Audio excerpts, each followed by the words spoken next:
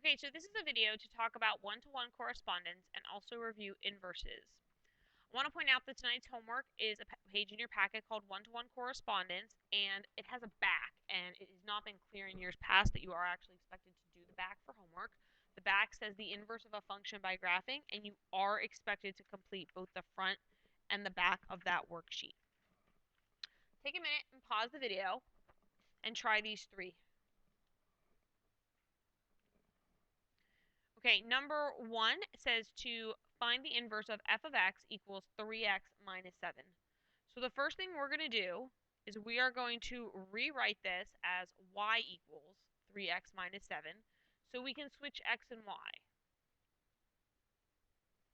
We've got x equals 3y minus 7. We're going to add 7 to both sides. Then we're going to divide by 3. So we have y equals, we want to remember that this y now stands for the inverse, so f inverse of x. And x over 3, it's like 1x over 3, so we're going to have 1/3 x plus 7/3. And that's the answer to number 1. Okay.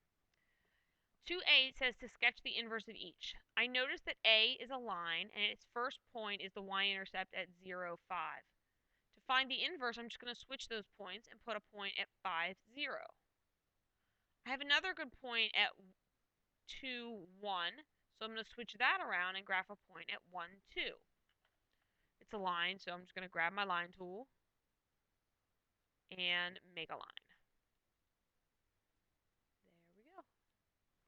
Okay, our second function is a square root function. You don't need to know that. You just have to notice a couple things. You have to notice that it kind of has a starting point here at 3, 0. So I'm going to flip that and make that starting point 0, 3. Then I notice that there's another point here at 4, 1, marking it in brown, and its matching point is going to be at 1, 4.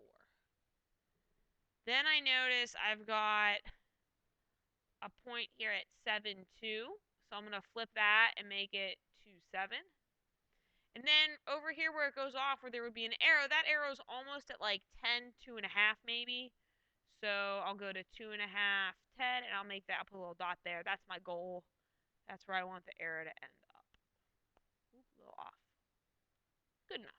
There we go. And that purple graph represents the inverse of the pink one. Take a second and pause the video and check your answers from last night.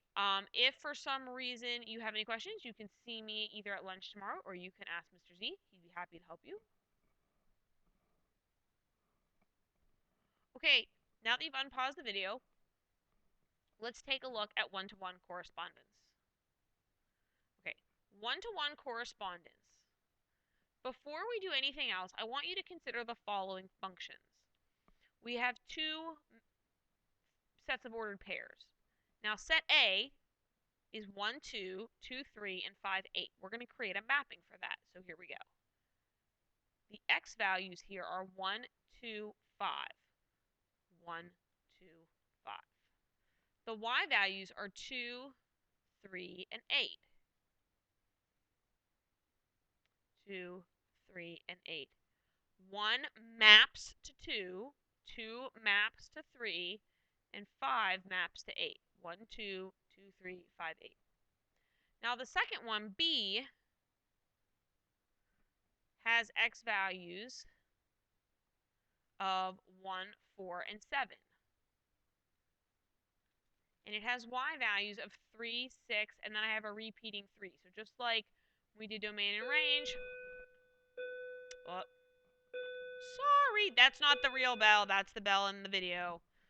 Of 3 and 6, we're going to go 3 and 6.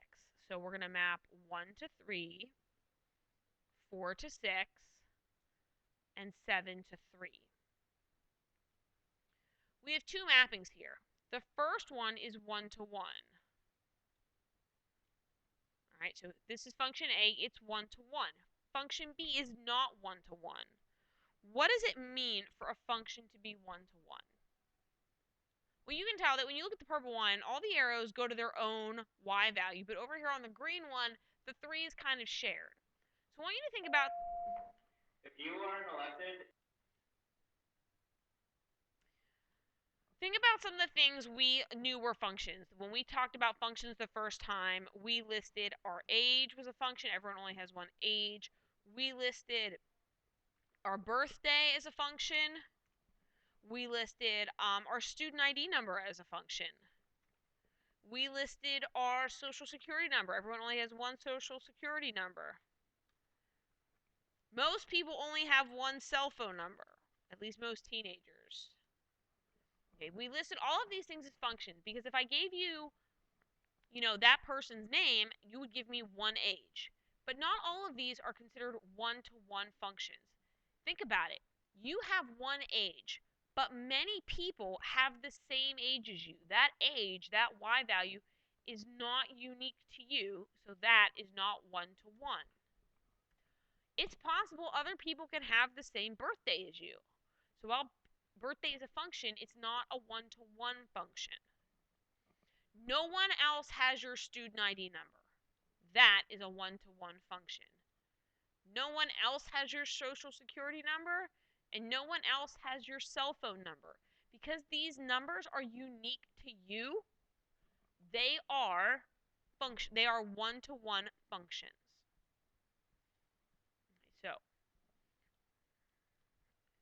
So what does it mean to be a one-to-one function? It means that each range value can only result from one domain value. In other words, the range values do not repeat. So the next question comes, how do we know if a graph is one-to-one? So what we're going to do is before we attempt that, let's sketch a graph that is one-to-one and sketch one that's not one-to-one. We'll do a couple. So think about our friends, the line. If we have a vertical line, or not a vertical line, sorry, an mx plus b line, like a diagonal line, is that one-to-one?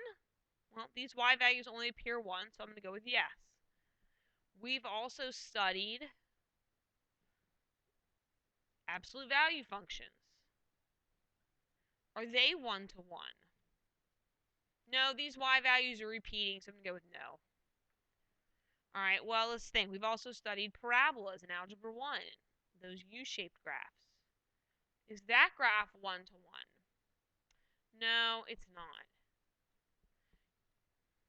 What about this curve?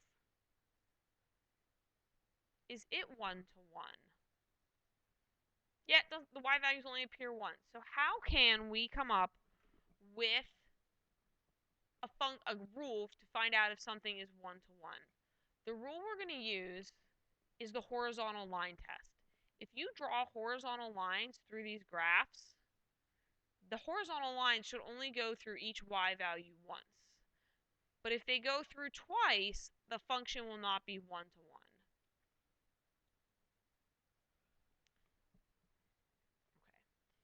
The other thing we want to note about things that are one-to-one is that functions that are not one-to-one have problems with their inverses. Okay?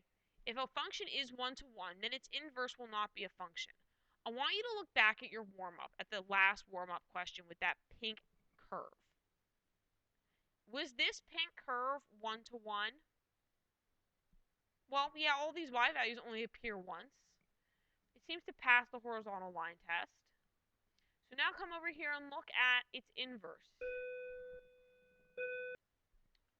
Okay, again, that was the bell from right now after school while I'm making this video. If we look at this purple inverse, take a look at it. Is it a function? Yeah. The pink graph was a function and it was one-to-one. Because of that, the purple graph is also a function. Look at the blue graph. The blue graph is one-to-one. Because of that, the red graph is a function. Now, let's think about our friend the absolute value function for a second. Let's get a nice one going. Hey, stop that. Let's say we have y equals the absolute value of x plus 2 plus 1. Okay, let's graph that real quick. where's the vertex of this graph? It's going to be at -2, +1,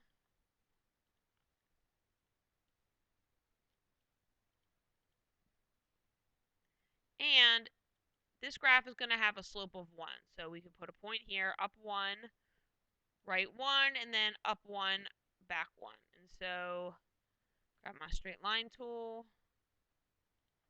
Here's our function. Now this function is not 1-to-1. Watch what happens when we go to graph its inverse. Okay, so the vertex was -2, 1. So that means its inverse will be 1, -2. So we'll go 1, -2 point. We have another point here at -1, 2. So that goes to 2, -1. So this point is -1, 2. So 2, -1. And then we have this other point, which is at -3, 2.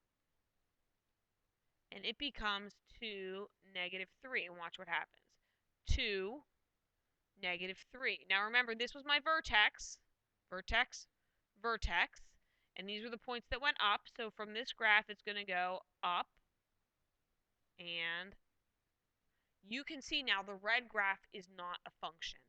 The blue graph was not 1-to-1. When we found its inverse, it was not a function. This is a concept we are going to explore later, tomorrow.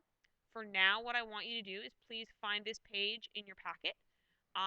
Both the front and the back are for homework. Anything you don't finish in class should be done tonight. I'll turn the page in a second, so pause the video now, and then whenever you're ready to see the answers to this page, unpause it.